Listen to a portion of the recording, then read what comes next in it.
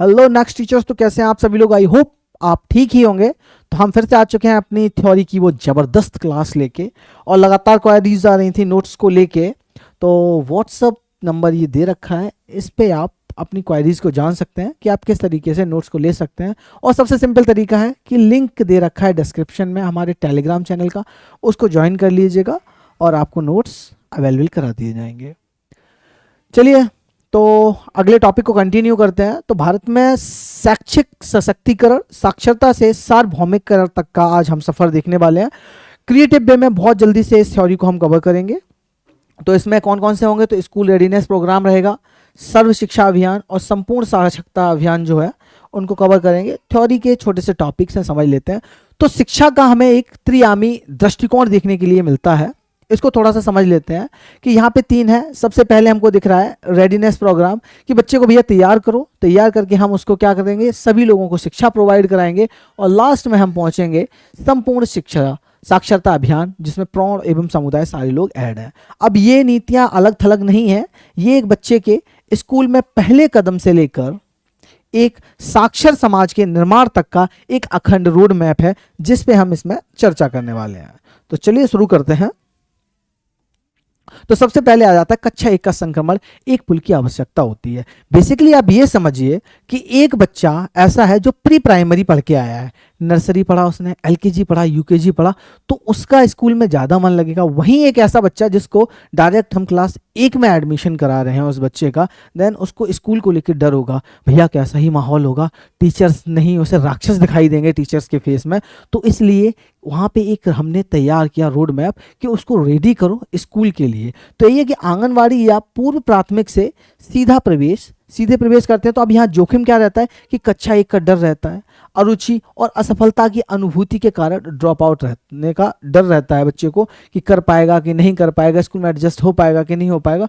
तो उसके लिए 6 से 8 सप्ताह का विद्यालय उन्मुखी एक कार्यक्रम, जिसको ब्रिज कोर्स बनाया गया, और कक्षा 1 तक पहुंचा देंगे। यानी कि हम शुरुआत के 6 से 8 सप्ताह तक बच्चे को अच्छा फील कराएंगे स्कूल में, उसको जो बेसिक चीज़ें हैं उनकी नॉलेज कराएंगे, उसको स्कूल में अच्छा लगेगा, देन वो कंफर्टेबली आराम से क्लास 1 में पढ़ पाएगा। तो यही है बेसिकली क्या आपका रेडीनेस प्रोग्राम, यानी बच्चे को कक्षा 1 के लिए हम तैयार कर रहे हैं। अब तैयारी के 3 यहाँ पे स्तंभों की बात की गई है। अब तैयारी के 3 स्तंभ कौन कौन से हैं? तो सबसे पहला स्तंभ की बात की गई है संज्ञानात्मक कौशल। संज्ञानात्मक कौशल क्या है कि मानसिक शक्तियां जो बच्चे की हैं, जो कि बच्चे के अंदर भरपूर होती हैं, उनका विकास करना होता है, और उसके संबोधों की हमको क्या करानी होती है, समझ करानी होती है। दूसरा यहाँ स्तंभ की बात है कि व्यक्तिक और सामाजिक तैयारी। उसको व्यक्तिक और सामाजिक तैयारी कराइए, उसको सुरक्षा की भावना उसके अंदर डेवलप होनी चाहिए कि सिर्फ हमारे मम्मी पापा ही नहीं, हमारे टीचर्स गुरुजन जो है वो भी हमको विद्यालय में सुरक्षित ही रखेंगे। स्वस्थ आदतें, भैया बच्चा पूरे दिन खेलता है, हाथ गंदे हैं, लंच का जब टाइम हो रहा है, देन उसको अच्छी आदतें डेवलप करनी है कि वो हैंड वॉश करे और क्या खाए, खाने को खाए। मिलजुल कर रहना, घर में हो सकता है बच्चा कि क्या है, अकेले रहता हो तो अकेलेपन की आदत हो, लेकिन एक एनवायरनमेंट में आने के बाद, बच्चों के साथ रहने के बाद, उसके पास आदत बननी चाहिए कि मिलजुल कर कैसे रहा जाता है और काम को कैसे किया जाता है। और सबसे इम्पोर्टेंट चीज़ दूसरों का सम्मान करना, ये उसको एक इन फ्यूचर समाज के लिए प्रिपेयर करता है। तीसरे स्तंभ की अगर बात करेंगे तो शैक्षिक तैयारी की बात करेंगे, जहाँ पे ध्वनि और दृश्यों में सहचार्य उसको दिखाएंगे कि ध्वनि लेटर का साउंड क्या होता है, कि ये ए है, ए फॉर एप्पल होता है, तो ध्वनि को पहचानना प्लस वस्तुओं को पहचानना, ये उसके अंदर डेवलप करेंगे। उसके अलावा उसके अंदर शब्द भंडारण में वृद्धि करेंगे। हो सकता है घर पे बच्चा पानी को पप्पा बोलता हो, लेकिन हम उसको सिखाएंगे कि ये पानी है, आजकल इंग्लिश में वाटर है, ये चीज़ें सिखाएंगे। तो शब्द भंडारण जो है वो उसका डेवलप करेंगे। पुस्तकों का सही प्रयोग करना सिखाएंगे शैक्षिक तैयारी में। और आंख और हाथ का सामंजस्य, छोटे बच्चे होते हैं तो आंखों का और हाथों का सामंजस्य जो होता है उसको बैठाना हम सिखाएंगे, कि अगर हमको जो लाइनिंग्स में हम लिखाते हैं ना, इस तरीके से जो लाइनिंग्स होती हैं कि प्रॉपर इस लाइन में हमको इस तरीके से लिखना है, तो ये क्या है, आंखों का और हाथों का सामंजस्य, कि आंख वहीं टिके जहां तक पेन जानी है और पेन भी वहां तक चले जहां पर हमने आंख रोकी है। तो बेसिकली ये क्या है, आंख का और हाथ का सामंजस्य। तो हमने इसमें बात करी स्कूल रेडीनेस प्रोग्राम की। तो क्या था, जल्दी से फटाफट एक लाइन में समझ लेते हैं कि बेसिकली स्कूल रेडीनेस प्रोग्राम जो है वो 6 वर्ष तक के जो बच्चे हैं जिनके अंदर स्कूल के लिए फियर होता है, डर होता है, उसको कम करने के लिए हम उनको तैयार कर रहे हैं कि वो आगे चल के क्या है, पढ़ेंगे और एक अच्छे समाज का निर्माण करेंगे। और बाकी की सारी संज्ञानात्मक कौशल, व्यक्तिगत और सामाजिक तैयारी और शैक्षिक तैयारी, इनकी हमने बात की। आगे आते हैं संपूर्ण साक्षरता अभियान। नेक्स्ट अभियान पे आ गए। संपूर्ण साक्षरता अभियान क्या है? तो बेसिकली क्या होता है, संपूर्ण का मतलब सारे लोग, यानी समाज में एटलीस्ट सबके पास इतनी नॉलेज हो कि कम से कम जब वो अपनी मजदूरी भी लेने जाए तो अंगूठा ना लगाएं, क्या करें, अपने सिग्नेचर करें, अपना नाम तो डाल ही पाए। तो वही है संपूर्ण साक्षरता अभियान। अब क्या होता है, राष्ट्रीय साक्षरता मिशन की स्थापना सामाजिक व प्रौद्योगिकी मिशन के रूप में मई 1988 में प्रारंभ होती है। जनवरी 1989 में क्या होता है, केरल राज्य में सर्वप्रथम संपूर्ण साक्षरता अभियान की घोषणा की जाती है कि भैया कोई व्यक्ति है, उम्र भले ही ज़्यादा हो गई हो, लेकिन अगर पढ़ने लिखने की इच्छा जाहिर रखते हैं और चाहते हैं कि हम पढ़ना सीख लें और लिखना सीख लें, तो आ सकते हैं और सीख सकते हैं। वर्ष 1995 में क्या होता है कि 8 करोड़ निरक्षर वर्णों को कार्यात्मक साक्षरता प्रदान करने का जो लक्ष्य था उसको रखा जाता है। वर्ष 2007 में साक्षरता का 75% न्यूनतम स्तर प्राप्त करने का लक्ष्य रखा जाता है। तो ये तो कुछ बेसिक सी बातें होंगी। अब इसमें लक्षित आयु वर्ग क्या था, तो इसका जो आयु वर्ग था वो 15 से 35 वर्ष उम्र के लोगों को इसमें शामिल किया गया था, यानी बस उनके अंदर इच्छा होनी चाहिए कि हमको लिखना और पढ़ना सीखना है। तो संपूर्ण साक्षरता अभियान किससे रिलेटेड है, तो संपूर्ण साक्षरता अभियान सबकी शिक्षण से रिलेटेड है, जिसमें एटलीस्ट जो मिनिमम उनको एजुकेशन है, राइटिंग स्किल है, रीडिंग स्किल है, ये प्रोवाइड कराई जा सके। और इसका एज लिमिट क्या है, तो 15 से 35 है। आगे क्रियान्वयन और इसका विकेंद्रीकृत मॉडल कैसा है सर्व शिक्षा अभियान का, तो आपका संपूर्ण साक्षरता मिशन का तो जिला शिक्षा समितियां बनाएंगी, जिसमें विद्यालय अनुदान जो आयोग है उसका आपका योगदान रहा है। कुछ एनजीओज भी इसमें जुड़े, उसके अलावा नेहरू युवा केंद्र संगठन है, उन्होंने भी इसमें जुड़ के और लोगों को शिक्षित बनाने का काफ़ी काम किया है। राष्ट्रीय साक्षरता मिशन का प्रभाव क्या पड़ता है कि आप देख पा रहे हैं ग्राफ में सीधा सीधा कि 1991 में ये कितना था, तो 52.21% था, जो कि 2001 में आके 65.38% हो जाता है, यानी कि 10.229 करोड़ तक मार्च 2010 तक इतने व्यक्ति जो थे वो क्या बना दिए गए, साक्षर बना दिए गए। बहुत बड़ा टारगेट अचीव किया। उसके अलावा महिला सशक्तिकरण भी यहाँ देखने के लिए मिलती है, क्योंकि कुल लाभार्थियों में लगभग 60% तो कौन थी, महिलाएं थी। महिलाओं का अगर हम देखें तो पहले साक्षरता दर कितनी थी, तो 39.3% थी, जो कि बाद में बढ़ के 54.16% हो जाती है, जो कि पहले से 14.8% ज़्यादा थी। पुरुष साक्षरता की बात करें तो 64.1% से ये 75% हो जाती है।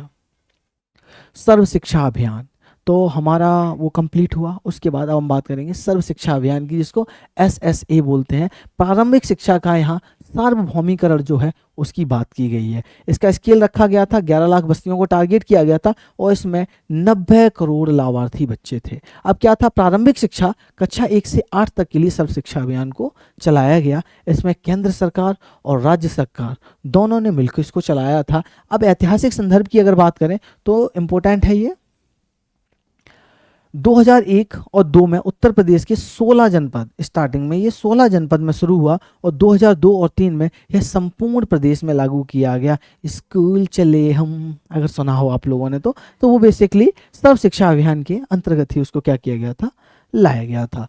अब ऐसे जो है हमारा सर्व शिक्षा अभियान, उसके 3 रणनीतिक उद्देश्य थे। पहला उद्देश्य था कि नामांकन करो, कि 2010 तक 6 से 14 आयु वर्ग के सभी बच्चों को विद्यालय लाना है और ड्रॉप आउट को जितना कम कर सकते हैं उतना हमको करना है। दूसरा लक्ष्य रखा गया था कि विद्यालय के प्रबंधन में समाज की भागीदारी होनी चाहिए। उनको क्या है, जो समाज में लैंगिक अंतर है कि लोग बच्चों को ज़्यादा पढ़ाने पे ध्यान दे रहे हैं, बच्चियों को नहीं दे रहे हैं, तो उन चीज़ों को हमको कम करना था। और तीसरा इसका जो लक्ष्य था वो रखा गया था कि गुणवत्ता, क्वालिटी ऑफ एजुकेशन को हमें बढ़ाना था, कि शिक्षकों का इसके लिए हमको क्या कराना है, प्रशिक्षण कराना है। लास्ट क्लास में हमने SOPT के बारे में पढ़ा था। बच्चों के सीखने के स्तर में सुधार करना होगा और उपयोगी एवं प्रासंगिक जो शिक्षा होती है वो हमें उन्हें उपलब्ध करानी है। तो ये है हमारा सर्व शिक्षा अभियान। अब संस्थागत सुधार और क्षमता का जो विकास हुआ उसमें क्या है कि देखो धारणीय वित्तीय प्रावधान किए गए इसके लिए कि केंद्र एवं राज्यों के मध्य दीर्घकालीन वित्तीय भागीदारी से सतत हस्तक्षेप करा गया। इसमें बोला गया कि भाई केंद्र और राज्य मिलके भाई अपना डिसाइड कर लो और कितना आपको इन्वेस्टमेंट करना है, इन चीज़ों पे आप इन्वेस्ट करिए। सामुदायिक स्वामित्व की यहाँ बात की गई, जिसमें ग्राम शिक्षा समिति, महिलाओं के समूह और ग्राम पंचायतों का विकेंद्रीकरण से प्रभावी योगदान रहा है। इन्होंने काफ़ी हेल्प करी है इन योजनाओं को लागू करवाने में। पूर्ण पारदर्शिता की भी यहाँ बात की गई है, जिसमें समुदाय आधारित मूल्यांकन की व्यवस्था करी गई और सूक्ष्म नियोजन हेतु आंकड़ों का साझाकरण किया गया है कि भैया ऐसा नहीं अगर आपको टारगेट दिया गया तो इतना अचीव करो लेकिन आप नहीं कर पाए तो अपने आंकड़े छिपा लिए ना, उनको स्पष्ट तौर पे आप लेके आइए, सामने स्पष्ट करिए, हम अगली बार और अच्छे से प्रयास करेंगे और टारगेट को अचीव करेंगे। संस्थागत क्षमता का भी यहाँ विकास किया गया है। राष्ट्रीय से जिला स्तर तक NUEPA, NCERT, SCERT और CMAT और डाइट, इनका भी काफ़ी हमको योगदान देखने के लिए मिलता है। समावेशी शिक्षा हाशिए से मुख्य धारा तक। अब समावेशी शिक्षा का मतलब है कि वो लोग जो बिल्कुल बाउंड्री लाइन पे हैं उनको मेन स्ट्रीम में लेके आइए, उनको शिक्षा में योगदान दिलाइए। तो इसमें क्या रहा है, बालिका शिक्षा को विशेष प्राथमिकता दी गई है कि बच्चियों को लोग नहीं पढ़ा रहे हैं तो उनको क्या करिए, उनको आप लेके आइए मेन स्ट्रीम में, ताकि ज़्यादा से ज़्यादा बच्चियाँ पढ़ें। और आज के टाइम में हम देख भी रहे हैं कि बच्चियाँ पढ़ रही हैं और खूब बढ़ रही हैं। नेक्स्ट, अनुसूचित जाति, SC जाति और ST या अल्पसंख्यक वर्ग हैं जो शिक्षा के क्षेत्र में पिछड़ रहे हैं, उनको हमें मुख्य धारा में लेके आना है। उसके अलावा विशेष आवश्यकता वाले जो बच्चे हैं CWSN, यानी किसी को हेयरिंग प्रॉब्लम है, देखने की प्रॉब्लम है, सही से चल नहीं पा रहे हैं, तो CWSN जो बच्चे हैं उनको भी हमको क्या करना है, मेन स्ट्रीम में लेके आना है पढ़ाई के लिए। अब जितने भी अभी हमने तीनों योजनाएं पढ़ी हैं, स्कूल रेडीनेस प्रोग्राम, सर्व शिक्षा अभियान और संपूर्ण साक्षरता अभियान, इन तीनों को एक नज़र में एक स्लाइड में देख लेते हैं। तो स्कूल रेडीनेस यानी रेडी करो बच्चों को स्कूल तक लाने के लिए, तो बेसिकली इसका लक्ष्य दर्शक क्या है, कक्षा 1 से नव प्रवेशी जो बच्चे हैं 6 वर्ष के, उनके लिए था। अब विद्यालय के प्रति आकर्षण और ड्रॉप आउट, जो ड्रॉप आउट है उसको हमको क्या करना है, रोकना है। और ये कहाँ का संचालन स्तर इसका क्या है, तो विद्यालय स्तर तक था। ये सर्व शिक्षा अभियान की बात करें, सर्व शिक्षा अभियान का आयु वर्ग कहता था कि 6 से 14 आयु वर्ग तक के जो बच्चे थे उनको हमको क्या कराना है, एडमिशन कराना है और उनको हमको पढ़ाना है। प्रारंभिक शिक्षा कक्षा 1 से 8 का सार्वभौमिकरण व गुणवत्ता सुधार इसका मुख्य उद्देश्य था। केंद्र, राज्य, समुदाय की इसमें साझेदारी थी। लास्ट जो हमने आज टॉपिक पढ़ा, संपूर्ण साक्षरता अभियान। तो संपूर्ण साक्षरता अभियान क्या था, तो इसमें प्रौढ़ और वयस्क जो निरक्षर थे, स्पेशली एज क्राइटेरिया 15 से 32 तक, उनको हमको साक्षरता प्रोवाइड करानी थी और कार्यात्मक साक्षरता व जन जागरूकता इसका मुख्य उद्देश्य था।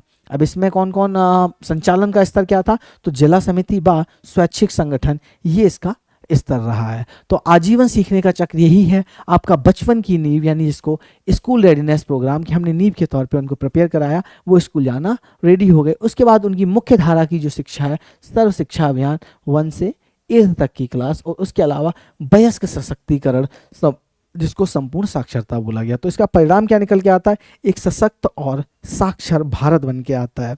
साक्षरता केवल एक आयु या कक्षा तक सीमित नहीं है, इन 3 अभियानों ने मिलकर भारत में पीढ़ी दर पीढ़ी चलने वाली शिक्षा और वैज्ञानिक अभिरुचि की नींव रखी।